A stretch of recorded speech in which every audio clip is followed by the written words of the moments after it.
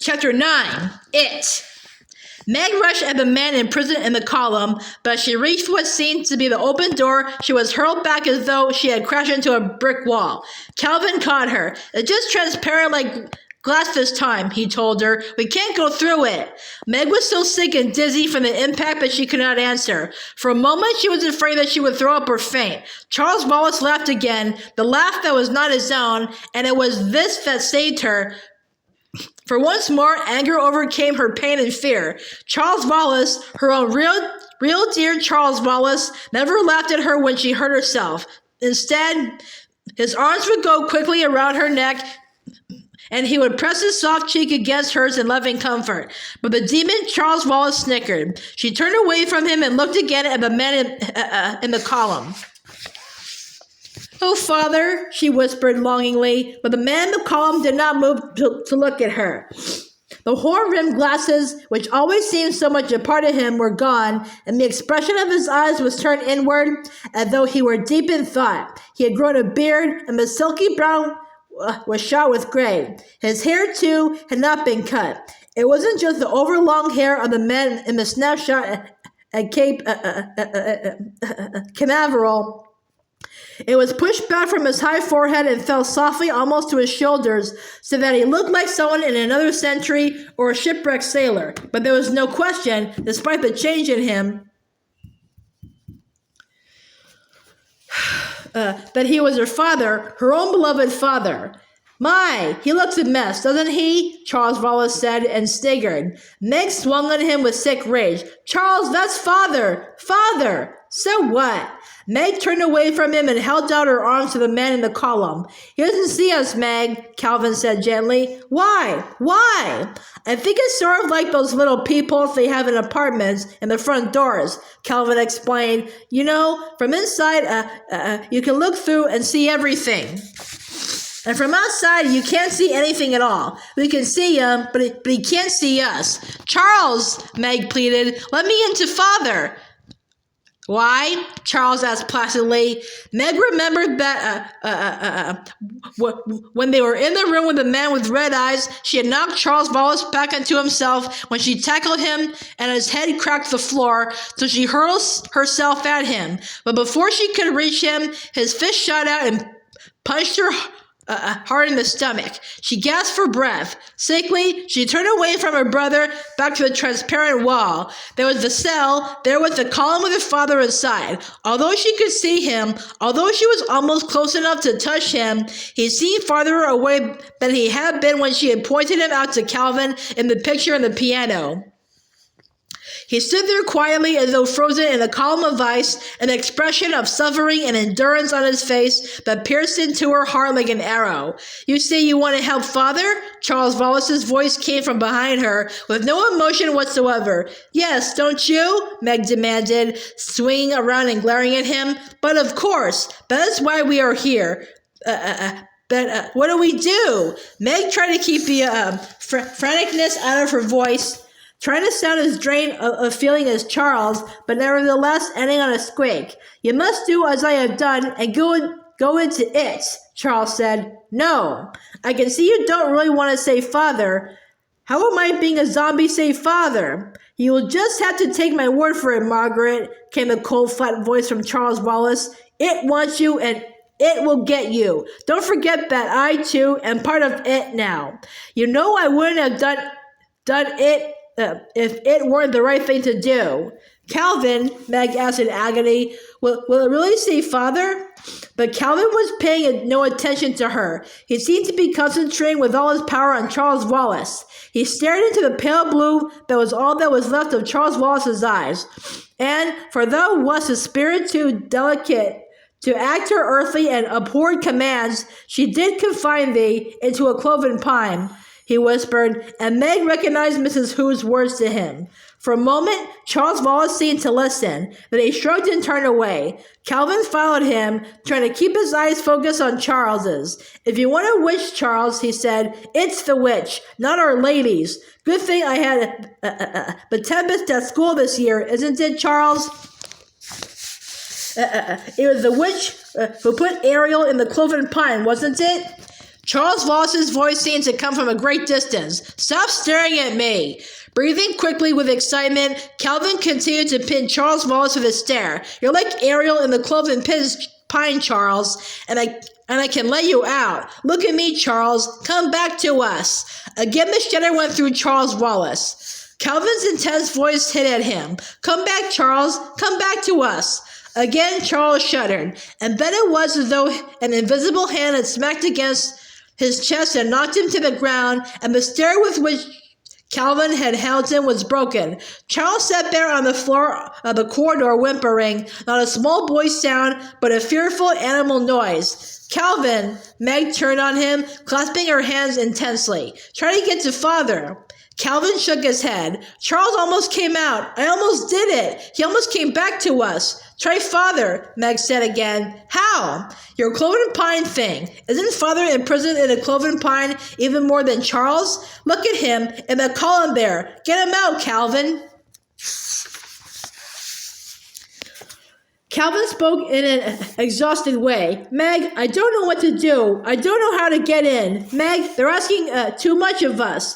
Mrs. Who's spectacles, Meg said suddenly. Mrs. Who had told her to use them only as a last resort, and surely this bell was now. She reached into her pocket, and the spectacles were there, cool and light and comforting.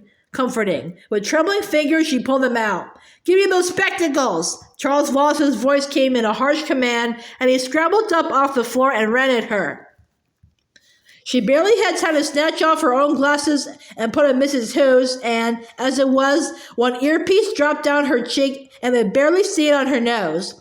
As Charles Wallace lunged at her, she flung herself against the transparent door, and she was through it. She was in the cell of the imprisoning column that held her father. With trembling fingers, she straightened Mrs. Who's glasses and put her own in her pocket. Give them to me, came Charles Wallace's menacing voice, and he was in the cell with her, with Calvin on the outside pounding frantically to get in.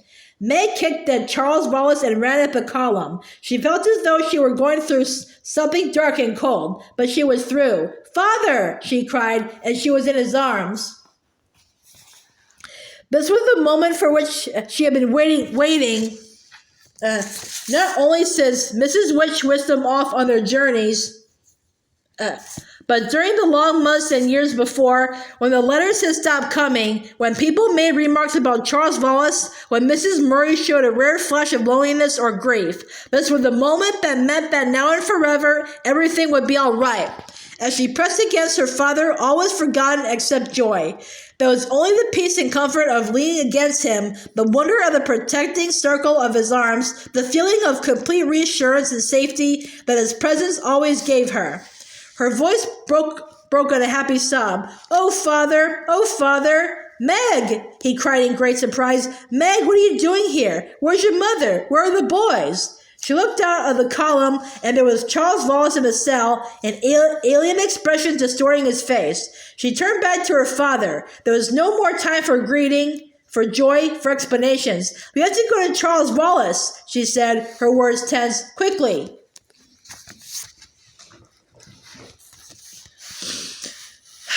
Her father's hands were moving gropingly over her face, and as she felt the touch of his strong, gentle fingers, she realized with a flooding of horror that she could see him, that she could see Charles in the cell and Calvin in the corridor, but her father could not see them, could not see her. She looked at him in panic, but his eyes were the same steady blue that she remembered. She moved her hand brusquely across his line of vision, but he did not blink. Father, she cried. Father, can't you see me? His arms went around her again in a comforting, reassuring gesture. No, Meg, but Father, I can see you. Her voice trailed off. Suddenly she shoved Mrs. Who's glasses down her nose and peered over them, and immediately she was in complete and utter darkness. She snatched them off her face and thrust them at her father. Here. Her fingers closed. His fingers closed above the spectacles. Darling, he said, I'm afraid your glasses won't help. Mother Mrs. Who's, they aren't mine, she explained, not realizing that her words would sound like gibberish to him. Please try them, Father, please. She waited while she felt him fumbling in the dark. Can you see now? She asked. Can you see now, Father?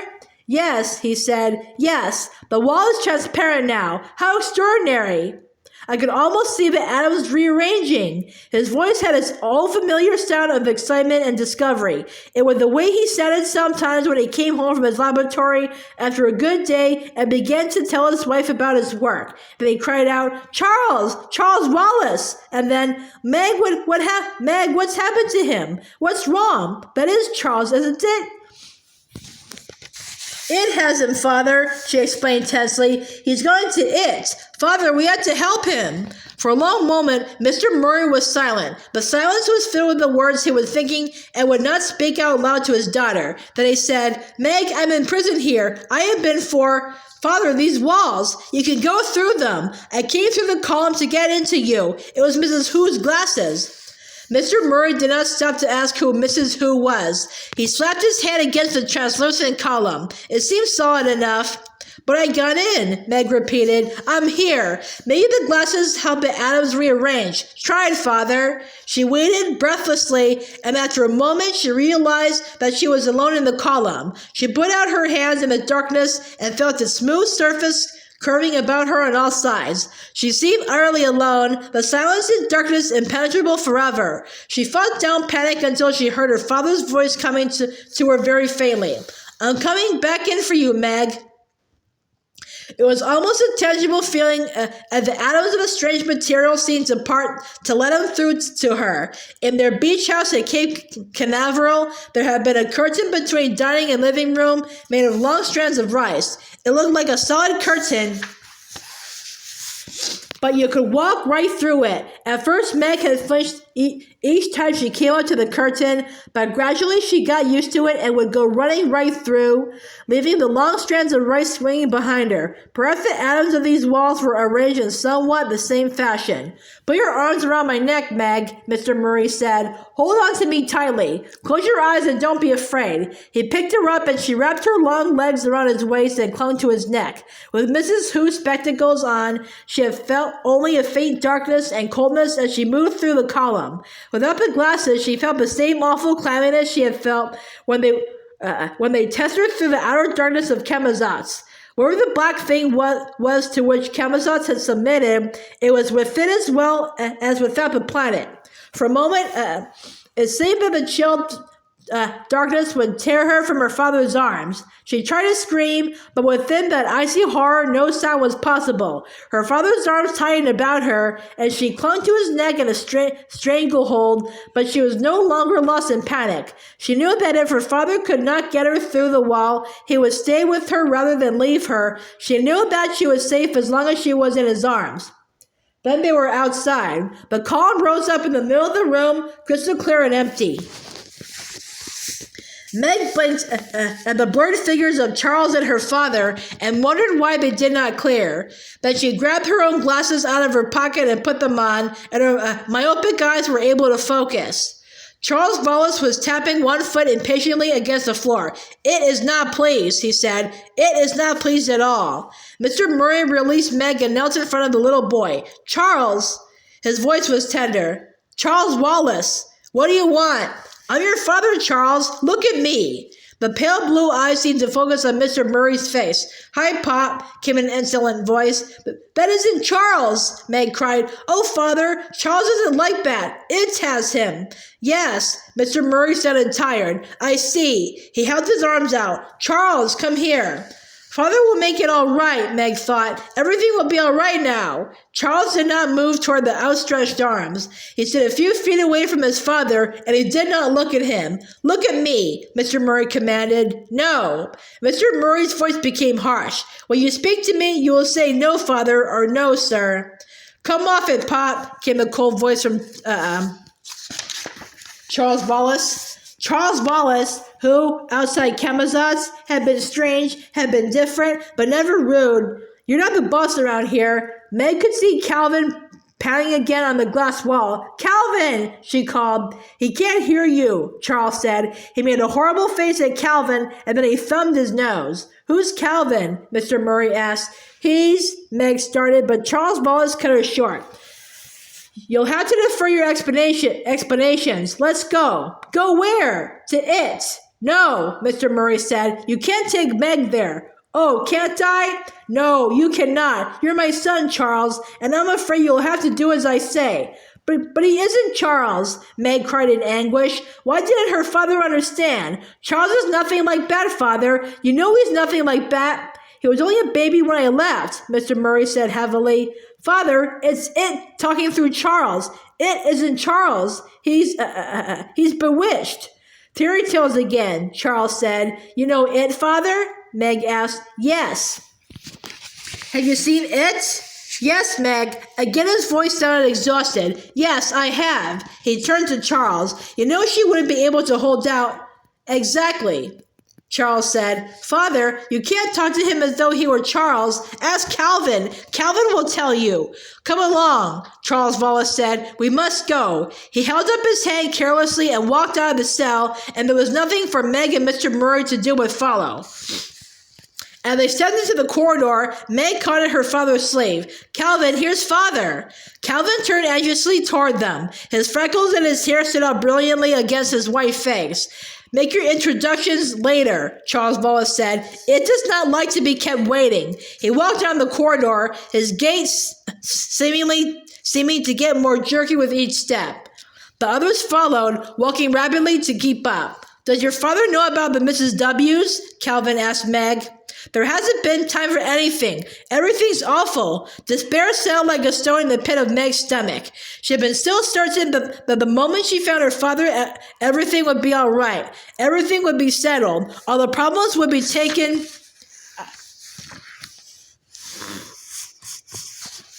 out of her hands. She would no longer be responsible for anything. And instead of this happy and expected outcome, they seemed to be encountering all kinds of new troubles. He doesn't understand about Charles, she whispered to Calvin, looking unhappily at her father's back as he walked behind the little boy. Where are we going? Calvin asked. To it, Calvin. Calvin, I don't want to go. I can't. She stopped, but Charles continued his jerky pace. We can't leave Charles, Calvin said. They wouldn't like it. Who wouldn't? Mrs. Watson and Co. But they betrayed us. They brought us here to this terrible place and abandoned us. Calvin looked at her in surprise. You sit down and give up if you like, he said. I'm sticking with Charles. He ran to keep up with Charles Wallace and Mr. Murry. I didn't mean, Meg started, and pounded after them. Just as she caught up with them, Charles Wallace stopped and raised his hand, and there was the elevator again, its yellow light sinister. Meg felt her stomach jerk and the swift descent began. They were silent until the motion stopped, silent as they followed Charles Wallace through long corridors and out into the street. The Central Intelligence Building loomed up, stark and angular, behind them. Do something, Meg implored her father silently. Do something. Help. Save us. They turned a corner, and at the end of the street was a strange dome-like building. Its walls glowed with a flicker of violet flame. Its silvery roof pulsed with ominous light. The light was neither warm nor cold, but seemed to reach down and touch them. This, Meg was sure, must be where it was waiting for them. They moved down the street more slowly now, and as they came closer to the dome building, the violet flickering seemed to reach out, to envelop them, to suck them in. They were inside. Meg could feel a rhythmical pulsing. It was a pulsing not only about her, but in her as well, and though the rhythm of her heart and lungs was no longer her own, but was being worked by some outside force. The closest she had come to the feeling before was when she had been practicing artificial respiration with Girl Scouts, and the leader, an immensely powerful woman, had been working on Meg, intoning out goes the bad air, in comes the good, while her heavy hands pressed, released, pressed, released. Meg gasped, trying to breathe at her own normal rate, but the inexorable beat within and without continued. For a moment she could neither move nor look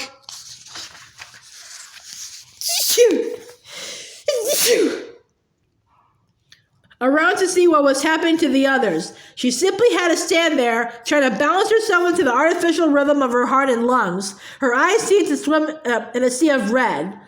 Then things began to clear, and she could breathe without gasping like a beached fish. and she could look about the great circular dome building. It was completely empty except for the pulse, which seemed a tangible thing, and a round dice exactly in the center. On the dice lay... What? Meg could not tell, and yet she knew that it was from this that the rhythm came. She stepped forward tentatively. She felt that she was beyond fear now. Charles Wallace was no longer Charles Wallace. Her father had been found, but he had not made everything all right. Instead, everything was worse than ever, and her adored father was bearded and thin and white, and not omnipotent after all. No matter what happened next, things could be no more terrible or frightening than they already were. Oh, couldn't they? As she continued to step slowly forward, at last she realized what the thing on the dice was. It was a brain, a disembodied brain, an oversized brain just enough larger than normal to be completely revolting and terrifying. A living brain. A brain that pulsed and quivered, but seized and commanded. No wonder the brain was called It.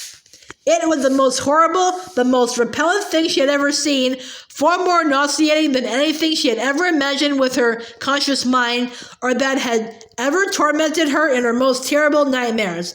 But she had felt she was beyond fear, so now she was beyond screaming. She looked at Charles Wallace, and he stood there, turned toward It, his jaw hanging slightly loose, and his vacant blue eyes slowly twirled. Oh yes, things could always be worse.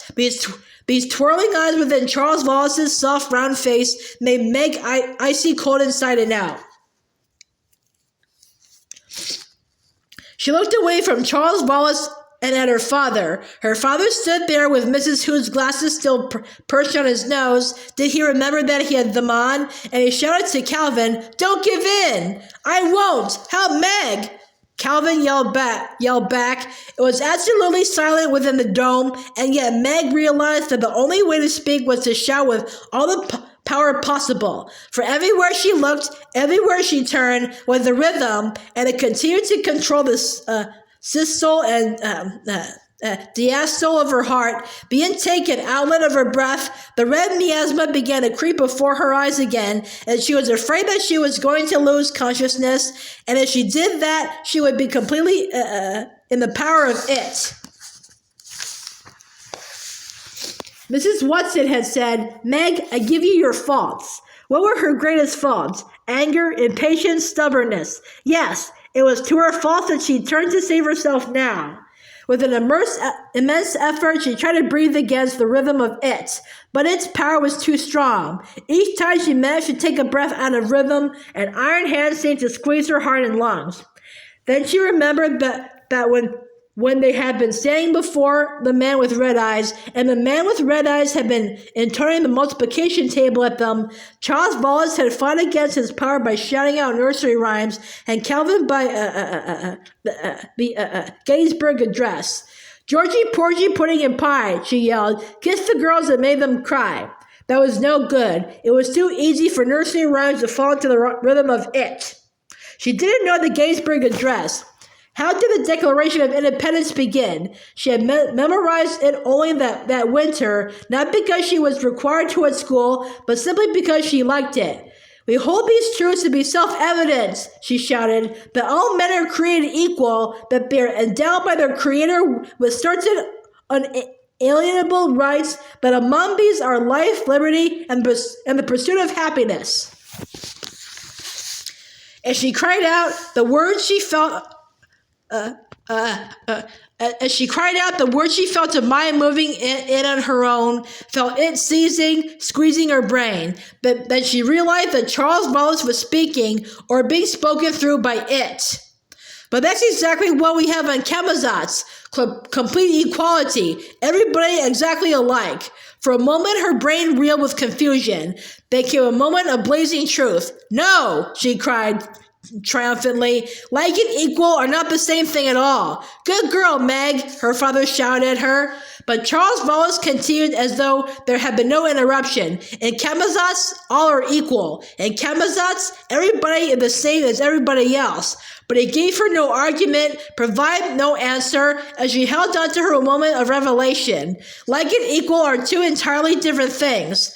For the moment she had escaped from the power of it. But how? She knew that her own puny little brain was no match for this great bodiless, pulsing, writhing mass on the round dice. She shuddered as she looked at it. In the lab at school, there was a human brain preserved in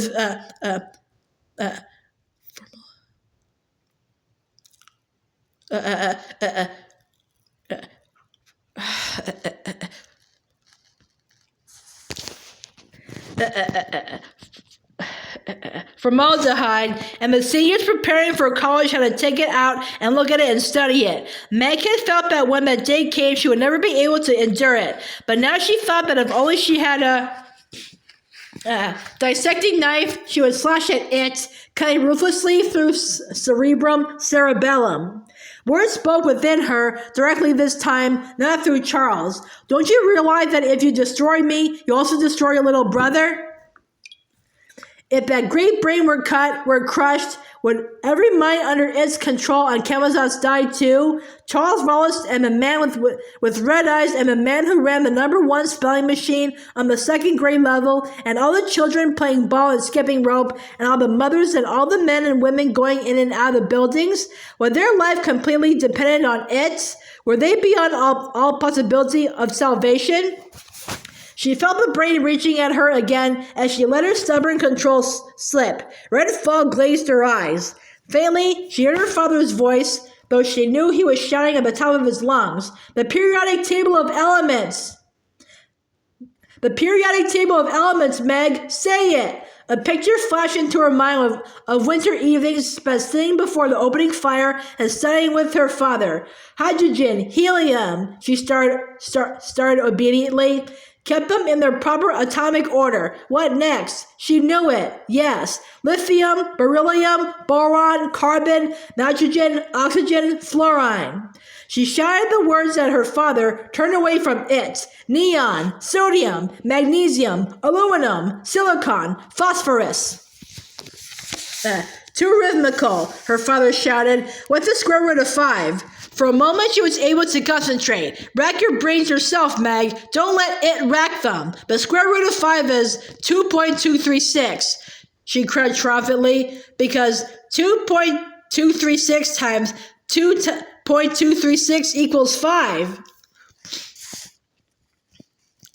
What's the square root of 7? The square root of 7 is... She broke off. She wasn't holding out. It was getting at her, and she couldn't concentrate, not even on math, and soon she, too, would be absorbed in it. She would be in it. Tesser, sir, she heard Calvin's voice through the red darkness. Tesser!